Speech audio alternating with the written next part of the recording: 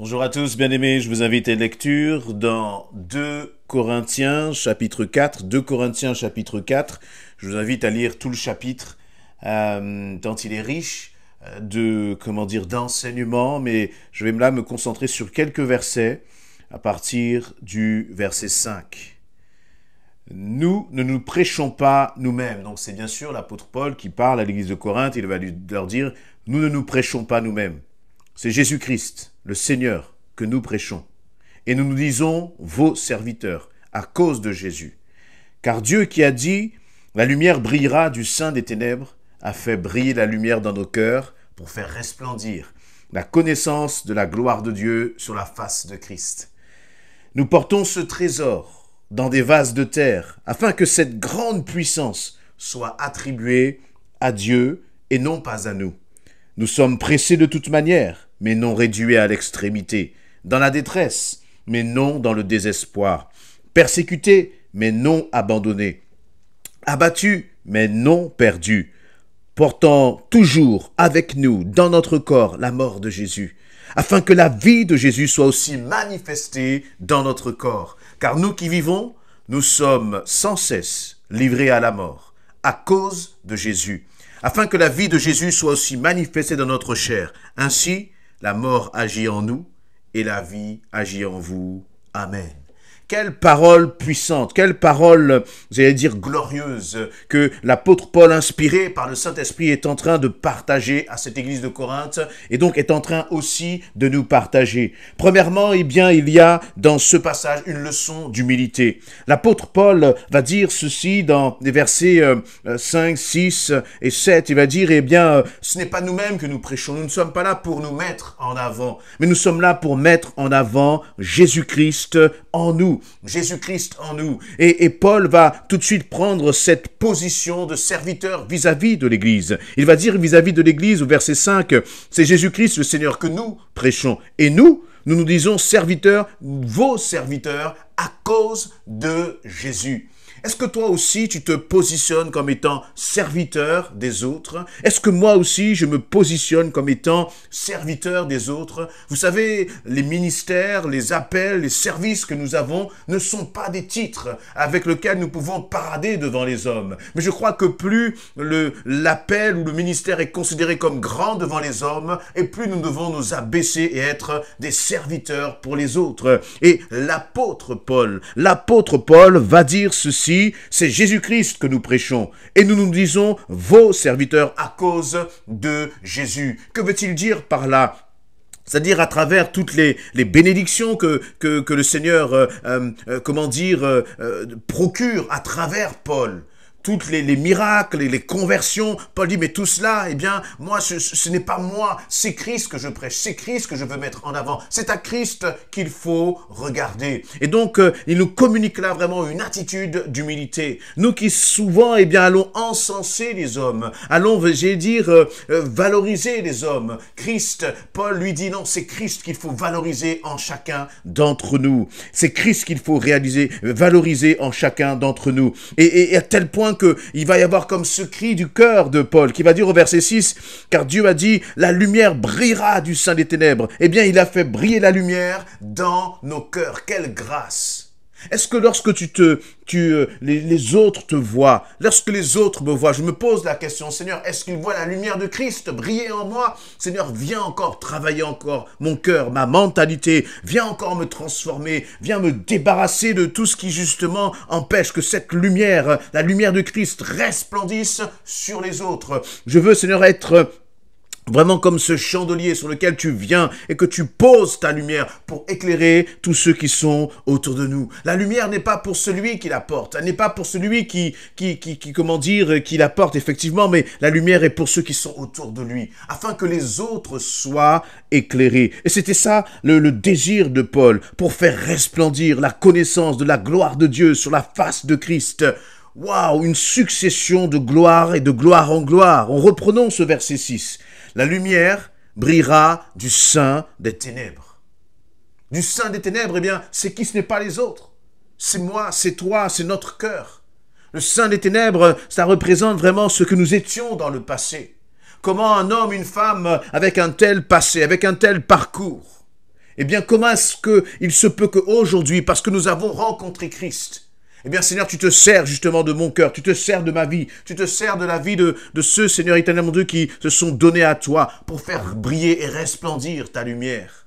Voyez, le chrétien n'est pas amené à ramper, n'est pas amené à subir, à vivre dans une vie où il subit le péché. Le chrétien n'est pas amené à être quelqu'un qui va, avoir comme un fardeau là et porter l'esclavage du péché. Lorsque tu as donné ta vie à Christ, ce que tu dois porter en toi, c'est la lumière de Christ. La lumière de Christ n'est pas simplement, une sorte de petit Christ, quelque chose là mais c'est un Christ puissant, un Christ vivant, un Christ qui éclaire, un Christ qui influence, un Christ qui fait reculer les ténèbres. Je crois qu'il y a là quelque chose de puissant dont nous devons nous emparer. Il y a une réalité. Si tu es dans un environnement qui est hostile à Christ, si tu as un époux, par exemple, qui ne suit pas Christ, et que c'est difficile, si tu as une épouse qui ne suit pas Christ, et c'est difficile, peut-être que tu as des parents qui ne suivent pas Christ, et donc c'est pas toujours facile dans ton quotidien,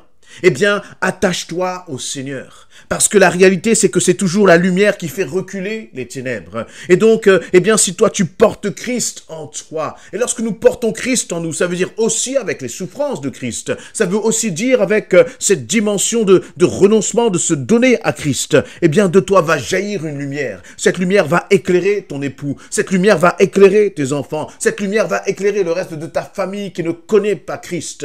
Et la lumière, elle a cette propriété de redonner la vie. On est dans une période là actuellement, à la fin de l'hiver, le début du printemps, où on voit les journées qui commencent à s'allonger. Et lorsque les journées commencent à s'allonger, eh bien les gens retrouvent le sourire. Parce que la lumière, il y a de la lumière, il y a beaucoup plus de lumière. La lumière nous redonne la vie.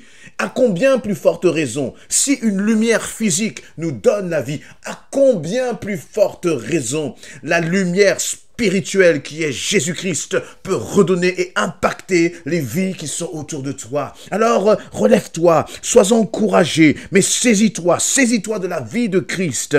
Et Paul va dire, que Dieu a fait briller la lumière dans nos cœurs pour faire resplendir la connaissance de la gloire de Dieu sur la face de Christ. Qu'est-ce que cela signifie? Pour faire resplendir la connaissance de la gloire de Dieu. À travers Christ en toi, les autres vont connaître la gloire de Dieu.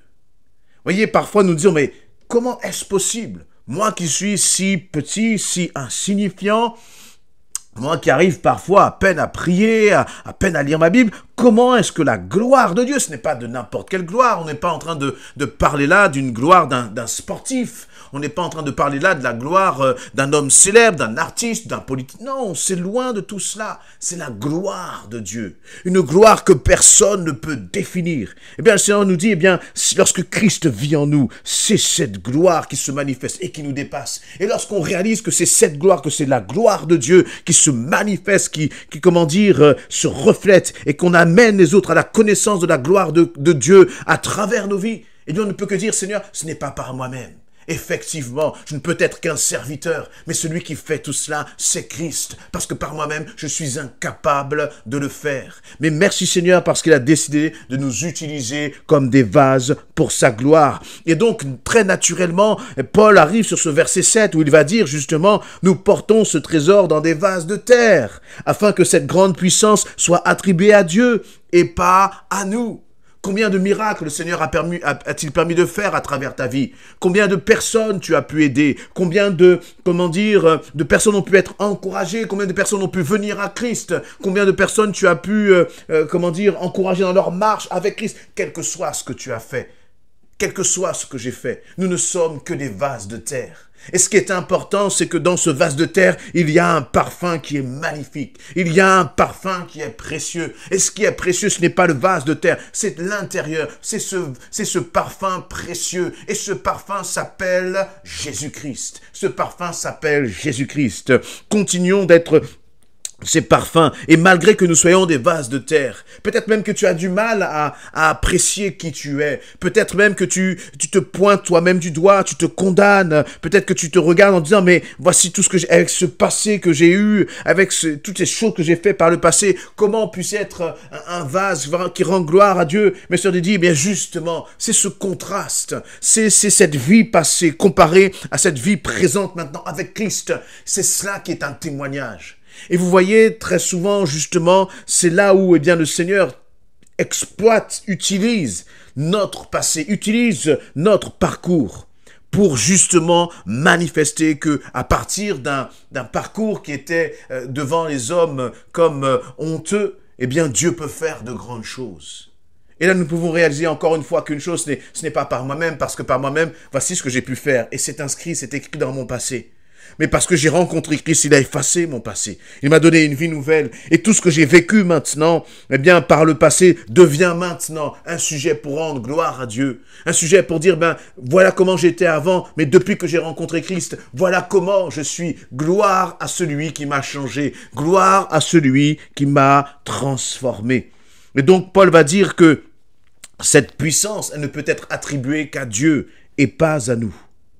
Il va continuer en disant, eh bien, versets 8, 9 et 10, il va y avoir comme une comparaison. Il y a comme là un rapport là de force, une opposition. Mais dans cette opposition, Jésus-Christ est toujours vainqueur. Il va dire, nous sommes pressés de toute manière. Il va dire, oui, sous l'oppression, sous la pression des circonstances, sous la pression de l'ennemi, mais non réduit à l'extrémité.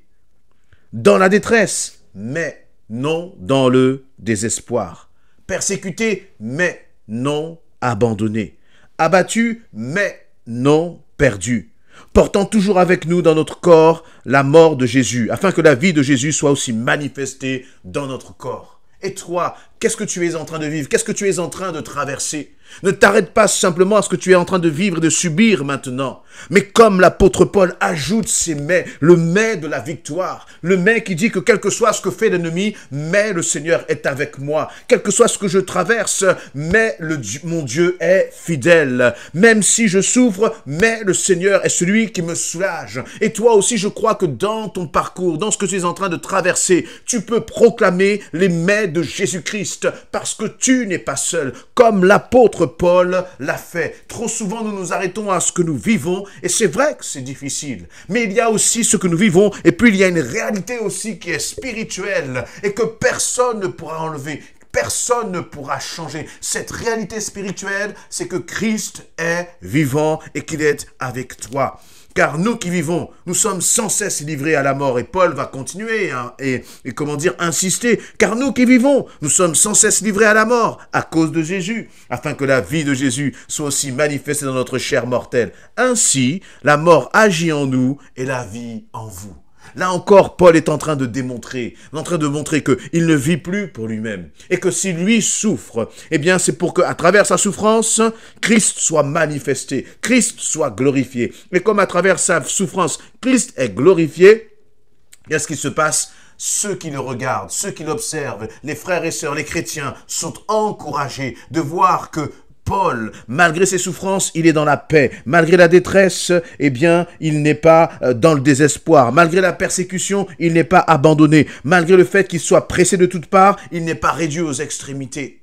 Et donc, ce que Paul traverse, parce que Dieu agit, eh bien, cela devient une source de vie pour les autres. Il va dire, ainsi la mort agit en nous et la vie, ainsi la mort agit en nous et la vie agit en vous. Amen.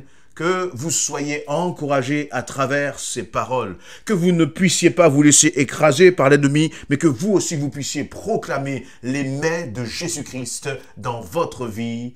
Amen. Amen.